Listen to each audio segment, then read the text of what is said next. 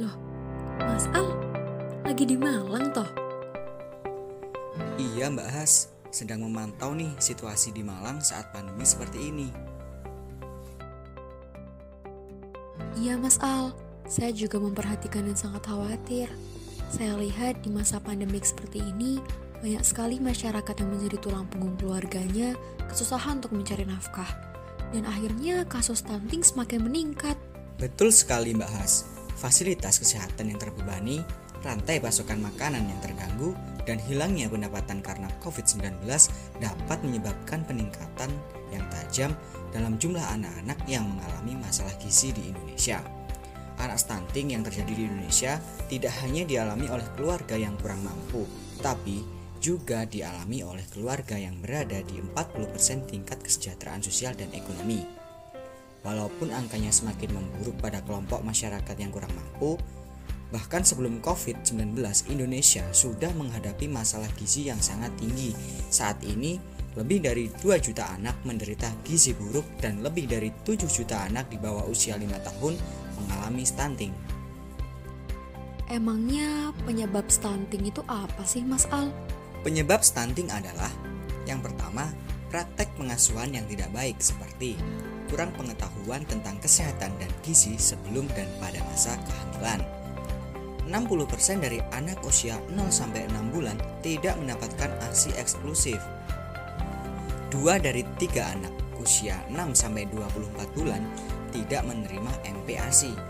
Yang kedua, terbatasnya layanan kesehatan termasuk layanan ANC, postnatal, dan pembelajaran dini yang berkualitas. Yang ketiga, kurangnya akses ke makanan bergizi.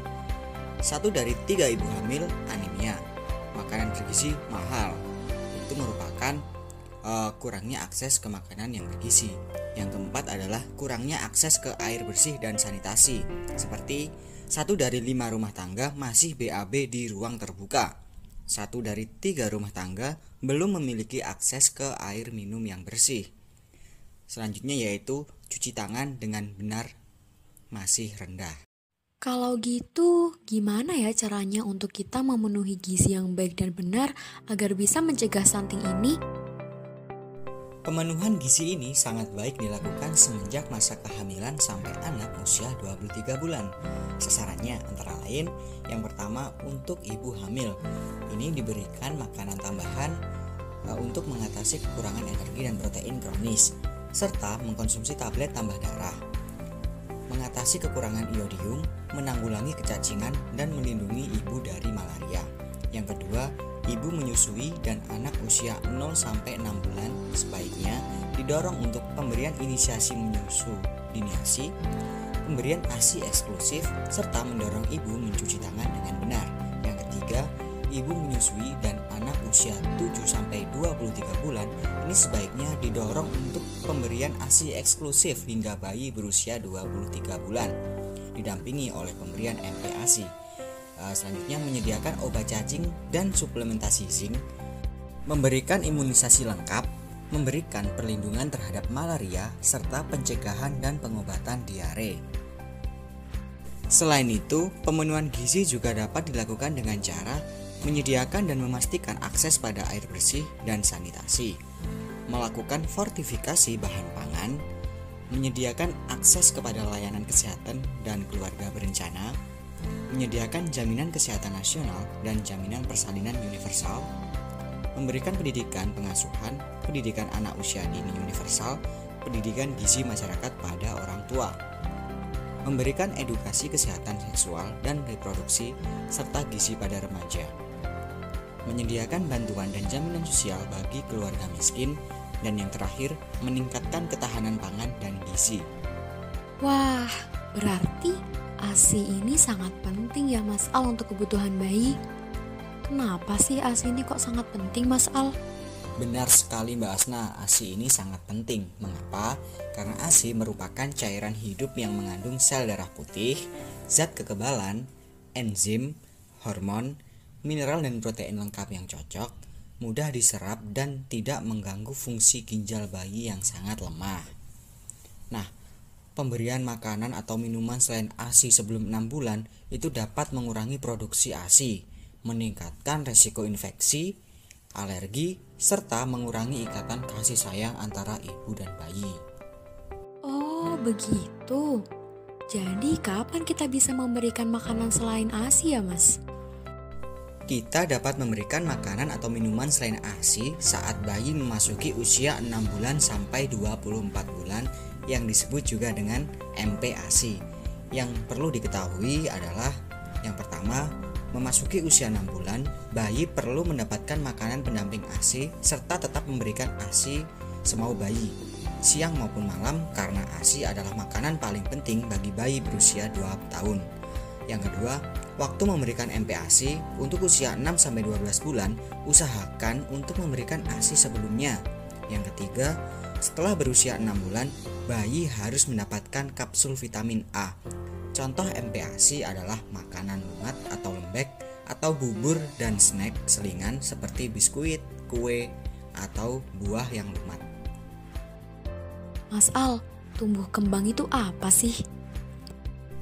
Tumbuh adalah proses bertambahnya ukuran atau dimensi tubuh akibat bertambahnya sel-sel dan serta ukuran besar sel tersebut. Kembang adalah proses pematangan atau maturasi fungsi organ tubuh. Berkembangnya kemampuan serta intelijensi serta perilaku anak. Sementara tumbuh kembang adalah perpaduan proses tumbuh serta berkembang yang berlangsung sejak masa konsepsi hingga masa akhir remaja. Terus gimana caranya untuk memantau tumbuh kembang anak? Memantau tumbuh kembang anak dapat dilakukan dengan berbagai cara, diantaranya melalui yang pertama, pengukuran fisik antropometri seperti melakukan pengukuran berat badan, tinggi badan, lingkar kepala, dan lingkar lengan atas. Selanjutnya, dengan cara memantau perkembangan motorik kasar, bahasa, emosi, dan intelijensi. Setelah itu, kita bisa dengan melakukan stimulasi dini. Selanjutnya, melalui pemantauan jenis makanan atau cara pemberian kepada anak. Dan yang terakhir, dengan cara imunisasi. Wah, ternyata seperti itu ya.